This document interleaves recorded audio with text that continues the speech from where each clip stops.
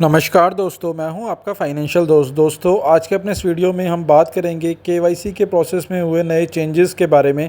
यदि आपने इन चेंजेस को अप्लाई नहीं किया और अपने केवाईसी को प्रॉपर अपडेट नहीं किया तो अब ना तो आप किसी भी म्यूचुअल फंड में नया निवेश कर पाएंगे और जो ऑलरेडी आपके म्यूचुअल फंड चल रहे हैं उसमें से आपको विड्रॉ करने में भी दिक्कत हो सकती है।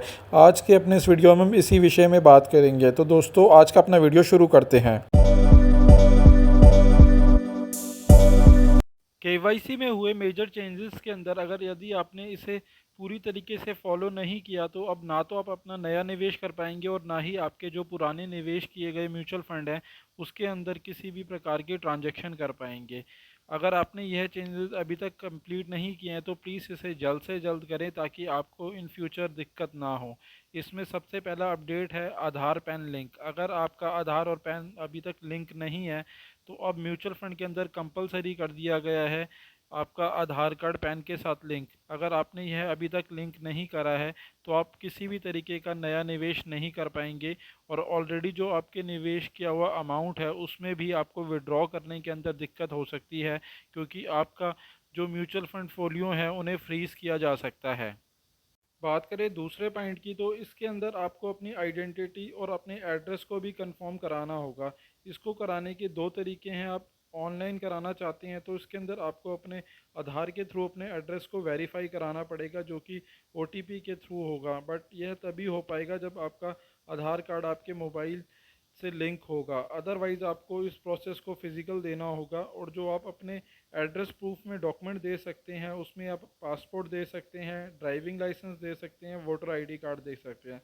क्योंकि काफ़ी सारे लोगों ने जो पुराने टाइम पे अपनी केवाईसी कराई थी तो उसके अंदर वह काफ़ी सारे लोग अपने बिजली बिल को या फिर अपने बैंक की पासबुक की स्टेटमेंट को या पासबुक को इस तरीके के डॉक्यूमेंट देकर भी अपने एड्रेस को वेरीफाई करा देते थे। बट अब इस तरीके के सभी एड्रेस वेरीफाई को कैंसिल कर दिया जाएगा और अब आपको केवल इन्हीं वैलिड डॉक्यूमेंट के थ्रू ही अपने एड्रेस को वेरीफाई कराना पड़ेगा। अगर आप इसे नहीं कराते तो भी आपके अकाउंट को फ्रीज़ कर दिया जाएगा और आप आगे किसी भी तरीके की कोई ट्रांजैक्शन नहीं कर पाएंगे। बात करें अगले अपडेशन की तो सेबी के द्वारा म्यूचुअल फंड के अंदर टू फैक्टर ऑथेंटिकेशन कंपलसरी कर दिया गया है। यानी अब आप कोई भी लेन देन करेंगे या रिडेम्पशन करेंगे तो आपको आपके मोबाइल नंबर पर या फिर आपकी रजिस्टर्ड ईमेल आईडी के ऊपर ओटीपी रिसीव होगा। यह ओटीपी फिल करने के बाद ही आप किसी भी तरीके की कोई ट्रांजैक्शन कर पाएंगे।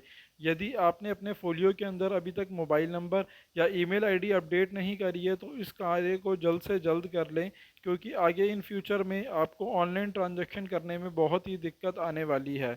और इस कार्य को करने के लिए आप अगर रेगुलर के थ्रू इन्वेस्टमेंट कर रहे हैं तो आप अपने एमएफडी के थ्रू यानी म्यूचुअल फंड डिस्ट्रीब्यूटर से संपर्क कर सकते हैं। और अगर आप डायरेक्ट निवेश करते हैं तो इस कार्य को पूरा करने के लिए आप कैम्स और के फिनटेक की वेबसाइट पर भी जाकर इस कार्य को पूरा कर सकते हैं। बात करें अगले पॉइंट की तो इसके अंदर निवेशक को यह सुनिश्चित करना होगा कि इनकम टैक्स डिपार्टमेंट की साइट के ऊपर उनका जो पैन कार्ड के अंदर नाम है और जो म्यूचुअल फंड के फोलियो में उनका नाम है उसमें सेम मेल होना चाहिए, यानी वह नाम सेम होना चाहिए। कई बार ये होता है कि पैन कार्ड के ऊपर तो कुछ और नाम होता है और म्यूचुअल फंड के अंदर कुछ और नाम होता है। इस केस के अंदर भी एएमसी चाहे तो इसके अंदर अपने ट्रांजैक्शन को रोक सकते हैं और आपकी किसी भी तरीके की कोई भी ट्रांजैक्शन को रिजेक्ट कर सकते हैं। इसलिए आपको यह भी सुनिश्चित करना ज़रूरी है कि आपके पैन के अंदर और आपके फोलियो के अंदर सेम नाम हो, या फिर इनकम टैक्स की डिपार्टमेंट की साइट पे जब आप आईटीआर फाइल करते हैं आपका नाम उसके अंदर सेम होना चाहिए। दोस्तों आशा करता हूँ मेरे द्वारा दी गई जानकारी आपके लिए उपयोगी सिद्ध होगी, और यदि आपको वीडियो अच्छा लगा हो तो प्लीज़ इसे लाइक शेयर करें और चैनल अभी तक आपने सब्सक्राइब नहीं किया है तो प्लीज़ इसे सब्सक्राइब करें। धन्यवाद दोस्तों।